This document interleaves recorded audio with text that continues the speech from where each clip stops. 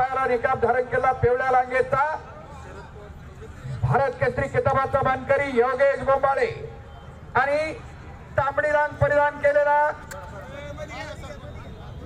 अतिशय पवार वाजता कुस्तीमध्ये घ्या तगडी तब्येत असलेला विष्णू खोसे अशी कुस्ती लागली।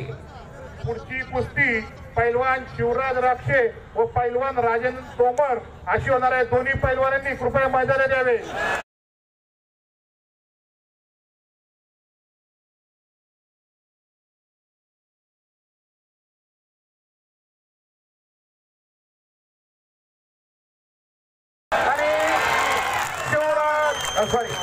Vishnu Khose open to finish surgical strike केला।